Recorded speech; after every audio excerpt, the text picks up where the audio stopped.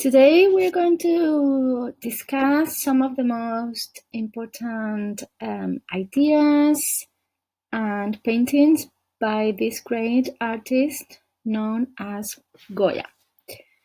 So Goya was born in 1746 and he died in 1828. Given his state of health, he made it for quite a long time. He is known as a painter, engraver, and free spirit who experimented with many styles throughout his career. As you can see, he serviced 3 different kings that we will talk about later on. His production is also quite impressive. He produced about 500 oil paintings.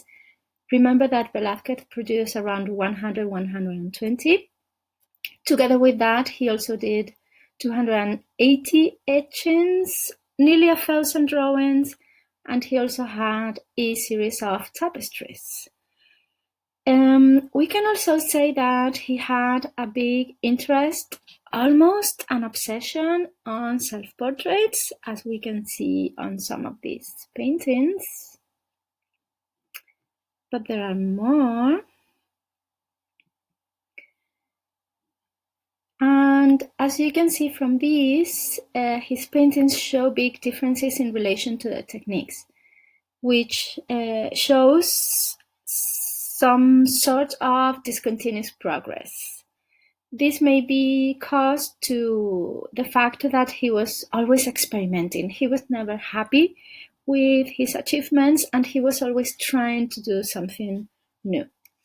Also, as core painter, he could not afford to express his political ideas in an open way, so in his work we rarely see any open criticism. His paintings, however, include continual political references and a very critical attitude towards the society of his time. Also in his etchings, we can find numerous double meanings and riddles that express this attitude towards his time and his monarchy. About monarchy, these are the 3 kings that he served. Charles III, who was a great king for Spain, he was known as the politician. Charles IV, not so good as his father. He was known as the hunter because that was his main goal of interest.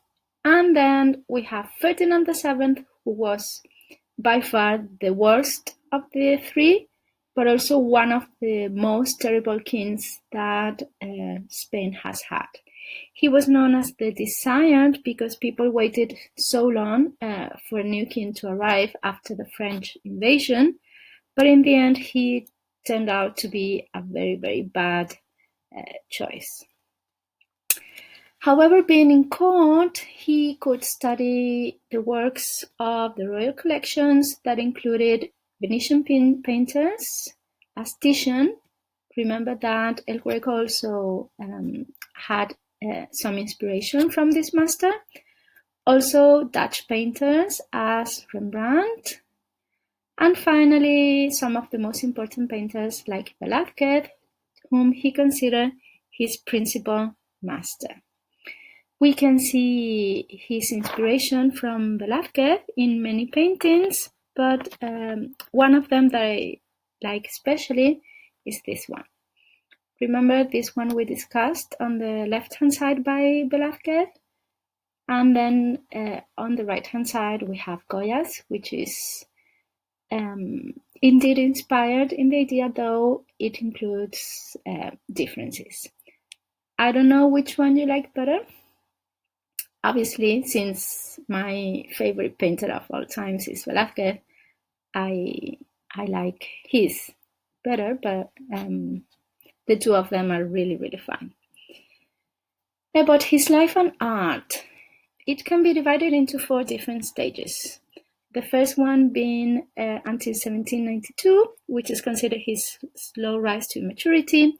He went to the Zaragoza Academy when he was 13. Zaragoza, however, was not a great cultural center, so he decided to go to Italy for a short amount of period, and then he went back to Madrid after that. In 1792, unfortunately, he suffered an illness that left him deaf and released all the negative and creative forces within him. During this time period, and in the middle of his deafness, in 1808, Napoleon invaded Spain, and Goya had to recreate not only the responses to the war, but also he did numerous paintings for the French. And finally, in 1819, a second illness strikes him, and he decides to retire himself to the Quinta del Sordo in Madrid, where he created the collection of black paintings. Well, let's start with stage number 1. He created many different works for the Royal Tapestry Factory. During this time period, he painted with a variety of color, fluid brushstrokes, and all of his paintings contain dynamism. And together with that, Goya's paintings of the royal family portrayed relationships and familiarity between him and the family, but in a different way to what Velázquez had done. He also often used neutral space technique for the background in portraits so that the figures stood out more. Let's see some examples, like this painting of Charles III, the king, and paintings of nobility. You can also see he had a great interest in dogs, which he included quite often in these paintings. From this time period, we also have this Autumn of the Grape Harvest, in which colors reminds us a little bit the paintings of El Greco. And this very popular Meadow of San Isidro on his feast day that happens on the 15th of May. And it's a very popular, familiar type of festivity around the city of Madrid. From this time period, he also created some royal portraits, and in the first one, the portrait of King Charles IV, we can see that he's dressed up using his rich clothing and his insignias of royalty, the crown, but also the face that he uses, the type of expression that he uses to portray the king shows us his impression of the king, and again his criticism, because he did not consider him a very smart person. And then on the other side we have Queen Maria Luisa, who again is painted using all the rich royal clothing, and again the crown, royal insignias, but also she has the hair and the hat, very pompous, okay? And her face. She was not a very beautiful lady, and Goya made sure that she was not portrayed any more beautiful than she was. Her attitudes towards her, his attitudes towards her, is seen in very many of the portraits that he did that included her figure. During stage number 2, it's when he loses his hearing, and he created this collection of 80 etchings that discuss different topics like what you see there: aristocracy, church, greed, prostitution, government, politics, and even marriage. We have this one here on the left called El Amor y la Muerte. Which one do you think it's which? Which one is love? Which one is death? If you're wondering, in Spanish, it's very simple, because el amor is masculine and la muerte is feminine. So the man is love and death is portrayed as feminine. Okay. Then he started this collection with another one of his self-portraits. Again, the one with love and death. Then this one on the left that I particularly like, it's called The Descendant of Donkeys in English, hasta su abuelo, even his grandfather. So it's as if we were donkeys learning donkey things from donkey books from donkey writers. So it doesn't say a lot about Spanish society back then. And then one of his most popular ones from this period, which is called The Sleep of Reason Produces Monsters. When we leave reason aside, it's when everything goes wrong, basically. Then a couple more. This one is called, on the left, There is Plenty to Suck, number 45, which is representing people eating what seems to be like babies. So we are eating our own youth, our own babies, so we don't have a future. And then another one, which I find also particularly interesting, called Buen Viaje, Bon Voyage, have a good trip. And you can wonder, like, a trip to where? So probably it's trip to hell, which was what he was thinking of back then when he was deaf. But it also kind of reminds me of some like low-cost type of trips, like when you travel with Ryanair. Anyway, it is said that he had a secret relationship with the Duchess of Alba. He did a few paintings of her. You have two examples of them here with very formal, elegant type of clothing, as you can see. The Duchess or the Duke of Alba has always been a very important character in Spanish history. This is the last Duchess of Alba. She died in 2014, and she was a very interesting type of person, very happy-go-lucky type of person. You can see her posing with that painting of Goya, the Duchess of Alba, that she actually owns, and it's in her house. And this is the current Duke of Alba, the son of the previous Duchess of Alba, again posing next to the same painting by Goya. And also about this relationship, people say that Goya used the Duchess of Alba as model for this painting, the Naked Maja.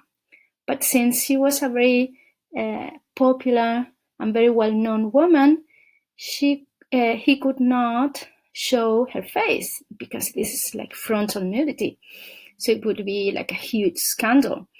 So people say that the body belongs to the Duchess of Alba and the face it's from another person or probably like made up, invented. That's one of the reasons why people think that they don't really match.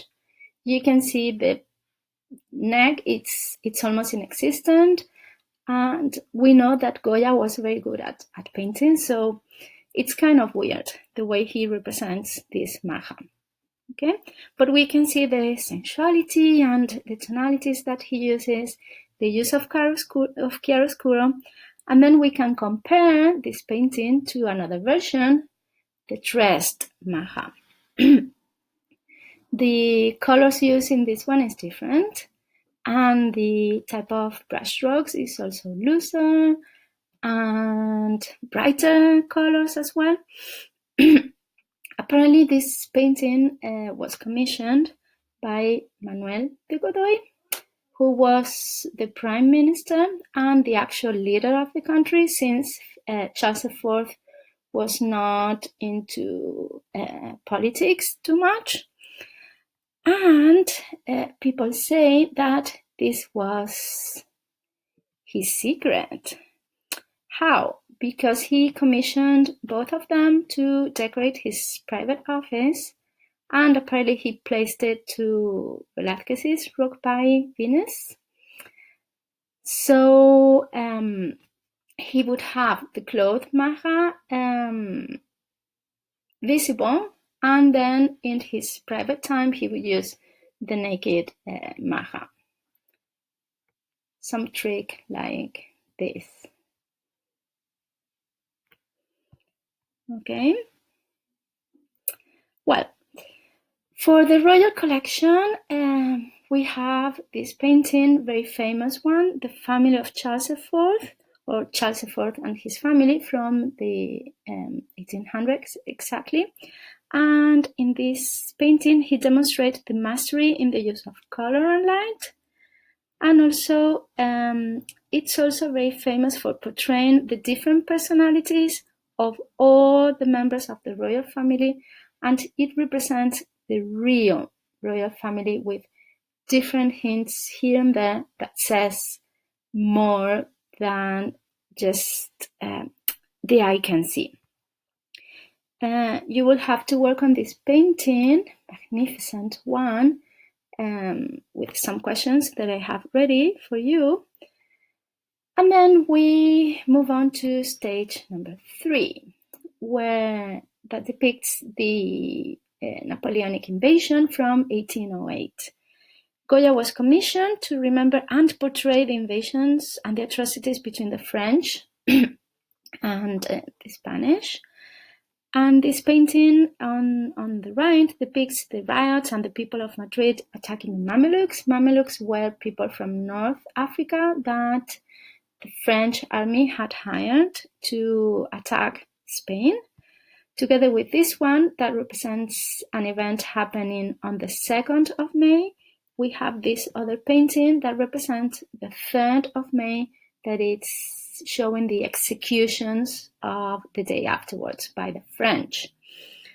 So it shows helpless victims with their executioners, and the victims are covering their eyes and they are crying or praying or really desperate. And the figure in the middle is with his arm stretched, representing almost crucifixion. The use of light is also really important here because we have different sources of light. A light makes sure that we put all our attention in the central figure. From this time period, we also have this collection that he created called The Disasters of War.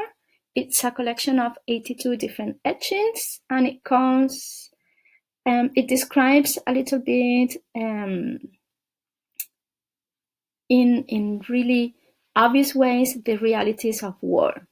Themes like violence, savagery, rape, murder are described in this collection that were only published after 35 years after his death, and that he started with this one, number 1, called Gloomy Premonition of What Must Come to Pass. So he knew something was going to happen.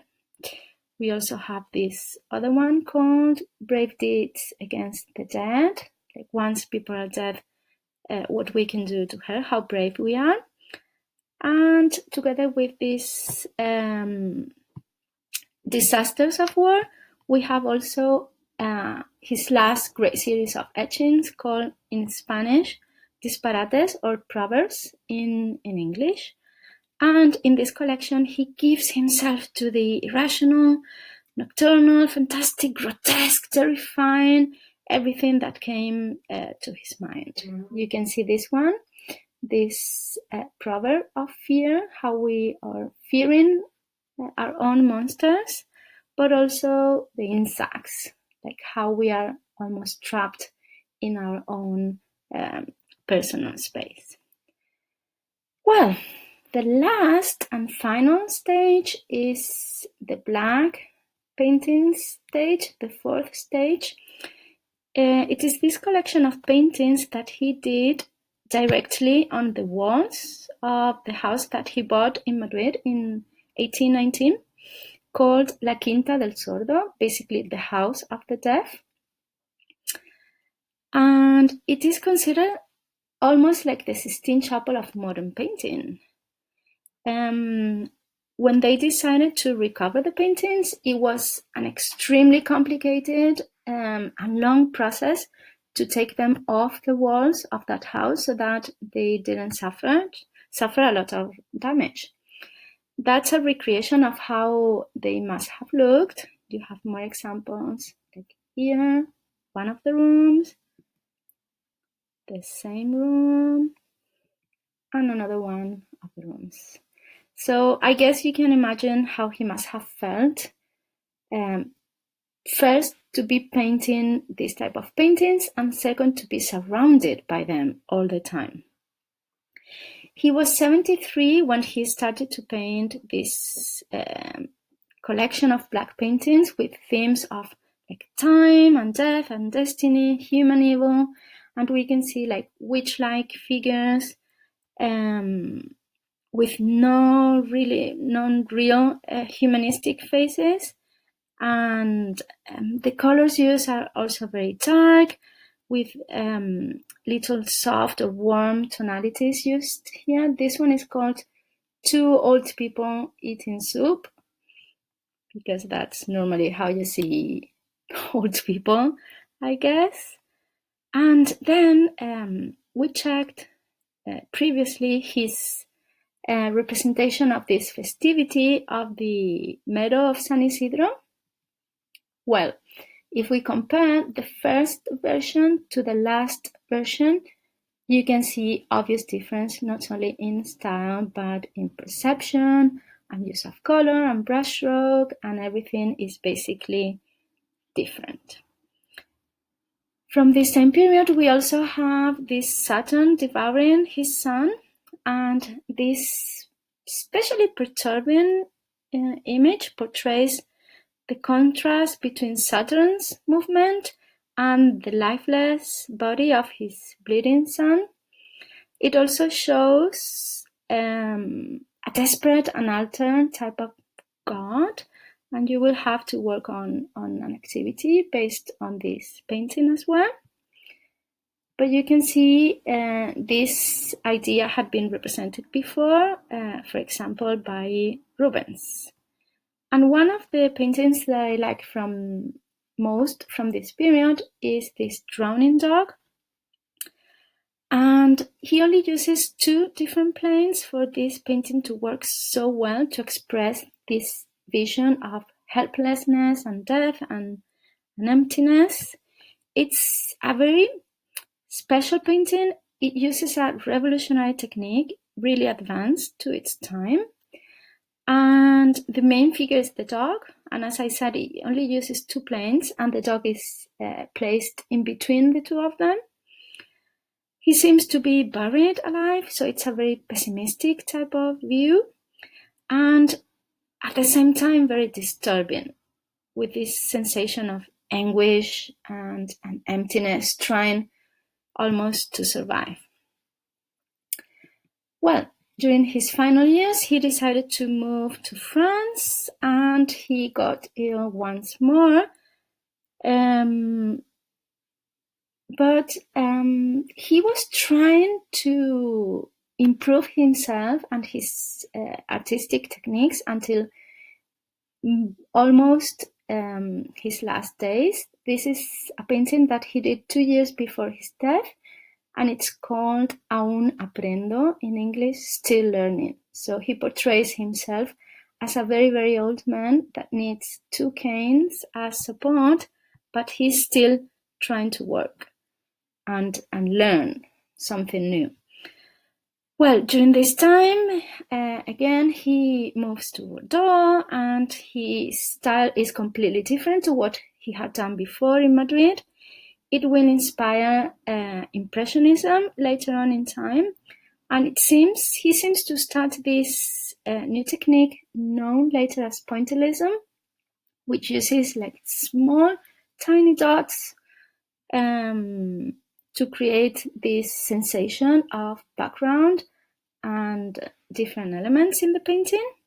And for all of the things that we have said so far, Goya is considered the father of modern art. In 1828, he dies in Bordeaux. His remains were sent almost a century later to Madrid, and he's resting now in the church of San Antonio de la Florida in Madrid, where he did the decoration of its dome himself. You can see it here. And finally, as a fun fact, in Spain we have the Goya Awards, which are our Spanish main national annual film award. It's like the equivalent to the American Oscars. They were established in 1987 and they take place annually around the end of January, I think. The award itself, it's a small but quite heavy bronze bust of Francisco de Goya, and it was created by the sculptor José Luis Fernández. And with that, we finish our section. As usual, thank you all for listening. Bye.